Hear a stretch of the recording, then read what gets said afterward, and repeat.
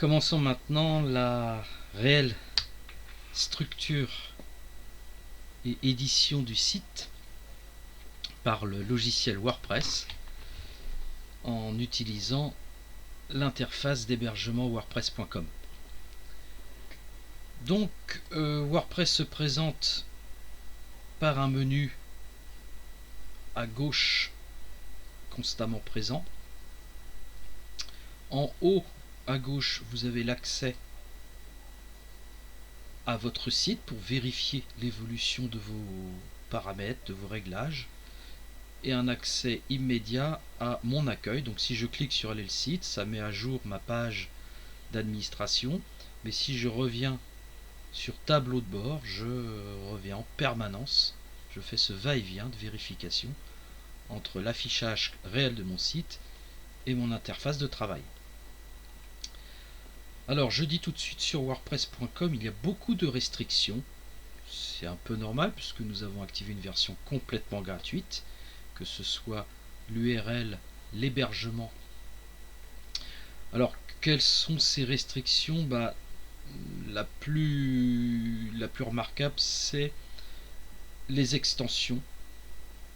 On pourra en parler cette année, mais là pour wordpress.com malheureusement on ne peut, sauf bien sûr activer une version payante, on ne peut intégrer des extensions. Les extensions, ce sont des outils, des services complémentaires au logiciel qui permettent d'agrémenter ou de rendre votre site plus performant, plus agréable.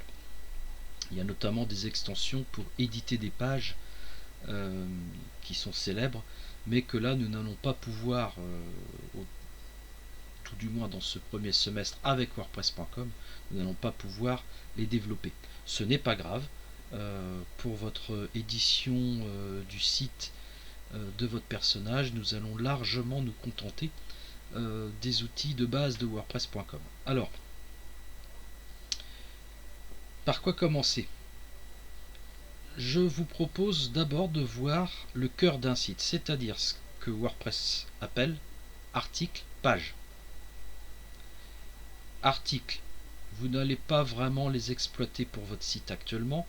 Un article dans un site, ou plutôt dans un blog, c'est quelque chose d'assez dynamique. C'est-à-dire qu'un journaliste, par exemple, qui édite un événement, va créer des articles. Le WordPress va ranger, organiser ces articles de manière chronologique, comme un blog donc. Et on peut aussi catégoriser ces articles pour que l'internaute puisse cliquer. Par exemple, je fais du reportage dans le monde, je fais des articles sur l'Amérique du Sud, sur l'Afrique, sur l'Europe. Je vais catégoriser mes articles selon les continents et l'internaute pourra cliquer sur le lien Afrique, Europe, et WordPress organisera, rangera, triera les articles en fonction de ces catégories. Voilà en gros l'esprit d'un article. Pour la structure, c'est exactement la même chose qu'une page.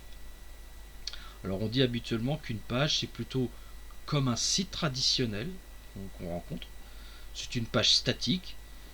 C'est précisément ce vers quoi nous allons nous diriger, puisque votre site, on affiche une page accueil et puis une page du déroulé de la journée du personnage, etc. Donc vous allez plutôt, c'est ma suggestion, c'est ce que je vais vous montrer en tout cas, nous allons plutôt éditer des pages. L'autre aspect fondamental de WordPress, c'est ce qu'on appelle les thèmes. Apparence thème. Alors, juste avant, je vais simplement préparer le site. Souvenez-vous, nous avons affaire à une page d'accueil, une page descriptive et enfin une page informative. Donc en gros, on peut dire qu'il y a 3 pages fondamentales pour votre site. C'est pas énorme. Je vais même commencer à préparer ces pages. Je vais faire des pages basiques qui vont juste respecter les titres en gros de mon projet. Donc je clique sur page, toutes les pages, et WordPress me propose ici d'ajouter une page. Vous avez peut-être remarqué que dans le menu page, je peux aussi ici ajouter une nouvelle page. Vous remarquerez ces différents accès possibles. Donc j'ajoute une page, et là je me retrouve dans un environnement que WordPress va méditer.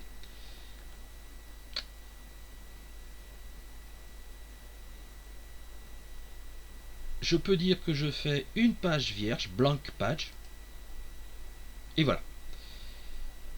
Ce sera ça en gros que vous aurez à traiter avec WordPress. Qu'est-ce qu'il attend de nous? Il attend que je crée un titre pour ma page. Alors je rappelle le cahier des charges, page accueil. Alors accueil, je peux très bien l'appeler accueil. Je peux plutôt l'appeler présentation, puis mon entreprise, 53 octets. Libre à vous. Ce sera ma page immédiate qu'on verra sur mon site. Comment fonctionne la suite de la construction de votre page? C'est ce que WordPress appelle des blocs. On le voit ici. Alors ces blocs, vous avez plusieurs manières de les découvrir.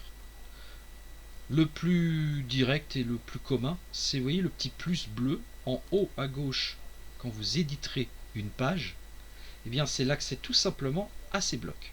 Alors un bloc, c'est une zone que vous allez poser dans votre page selon la nature de l'édition de cette page. Par exemple, j'ai un titre, présentation 53 octets.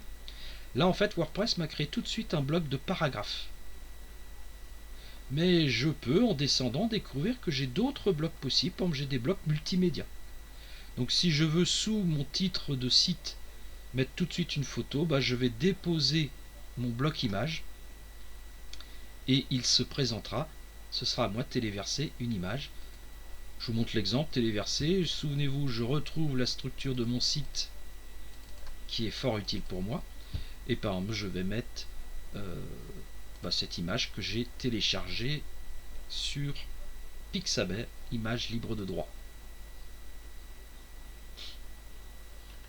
C'est le principe même d'une structure de page. Je vais bien sûr revenir là-dessus plus en détail.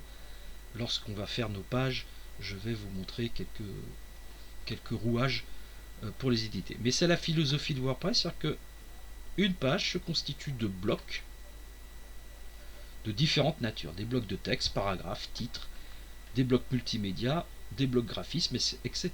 Et vous allez poser comme ça, les uns sous les autres. Vous pourrez bien sûr les réorganiser, tous vos blocs. Pour ceux qui connaissent, ça fait fortement penser, on travaille comme ça en fait, dans une diapositive de PowerPoint. Je n'oublie pas de publier là-haut ma modification, l'évolution de mon travail. C'est un peu l'équivalent pour nous en informatique d'un logiciel de enregistrer. Mais comme nous sommes dans une interface de site web, on dit alors qu'on publie sa page. Et ma page publiée, je peux revenir ici à mon interface WordPress. Voilà, je retrouve mon tableau de bord. Et donc, je vois ma page présentation 53 octets qui a été mémorisée. Je peux donc enchaîner, ajouter une autre page, par ma page descriptive. Je vais juste me contenter de son titre, je la prépare simplement, donc là je fais blank page.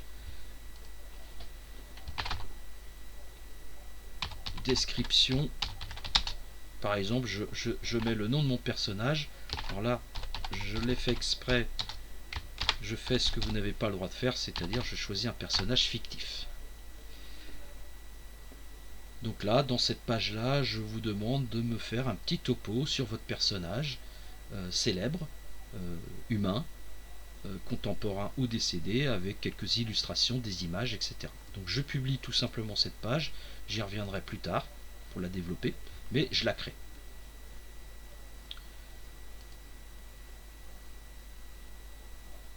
Troisième et dernière page, la page informative avec nos fameux liens que vous mettrez. Là aussi, on en parlera. J'ajoute cette page. Donc informative, je vais mettre déroulé. Alors là, je vous laisse nommer vos pages. Je vous donne pas de cahier des charges précis, je vous donne une liberté. Je l'appelais déroulé journée et devis. Je la publie dans cet état.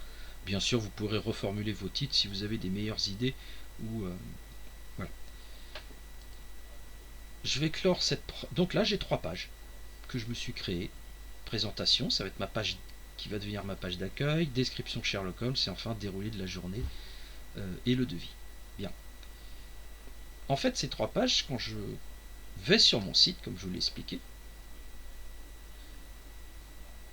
je vois que WordPress m'a automatiquement donné le lien en haut, comme un menu de ces pages.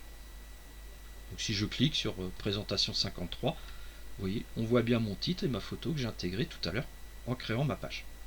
Bien. Le problème, entre guillemets, c'est que ces pages et la structure de votre site est dépendante de ce qu'on appelle un thème. Alors, ce thème, vous le voyez dans le menu de WordPress Apparence. On vient de voir à l'instant page. Là, je vais maintenant développer Apparence thème pour découvrir qu'en fait, je suis dépendant, vous l'êtes aussi par défaut, du thème nommé 2024. C'est le thème que WordPress active, donc comme je l'ai dit par défaut pour tout nouveau site. Donc on a en commun ce thème normalement. Ce thème est très basique. Je vous propose donc plutôt, je vais faire une recherche. J'ai trouvé un thème que j'estime tout à fait pertinent pour travailler correctement. Il s'appelle Dara. Donc je tape Dara, D-A-R-A, comme vous le voyez, dans la zone de recherche de thème. Et ici, WordPress me trouve ce thème. Donc un thème, un peu comme PowerPoint encore une fois, ça va vous donner l'ossature de votre site. Grâce au thème, vous allez régler les couleurs fondamentales. Vous allez pouvoir régler aussi les menus, le menu de votre site, etc. Donc je vais cliquer sur ce thème que j'ai trouvé qui s'appelle Dara. Il vous suffira dans wordpress.com de l'activer. Ici, activer sur wordpress.com l'appelle design, mais en fait il s'agit d'un thème, donc je l'active. Vous allez remplacer votre thème 2024. Je vous conseille de l'abandonner pour le remplacer donc par le thème Dara. Ça y est, je vais revenir à mon tableau de bord pour découvrir qu'en fait WordPress s'est un petit peu modifié. Vous voyez que maintenant dans Apparence, je vois des menus nouveaux qui se sont activés. C'est la conséquence de ce thème Dara. Et on va voir ensemble que vous avez maintenant un réglage dédié à la personnalisation de Dara. C'est là que vous allez trouver des réglages pour la chroma de votre site. Je vous montre rapidement avant de clore cette introduction. Voilà. Identité du site, couleur et arrière-plan. Donc c'est là que vous allez vous amuser à donner une charte graphique à votre site. Réglage de la page d'accueil, ça va être aussi essentiel. Et menu. Voilà en gros. Identité du site, couleur arrière-plan, police aussi, ça vous donnera le style à votre site. Menu. Réglage de page d'accueil vont être pour vous des réglages assez importants du thème Dara pour que votre site prenne une forme tout à fait agréable et pertinente. Je vous retrouve donc pour développer les réglages de votre thème Dara.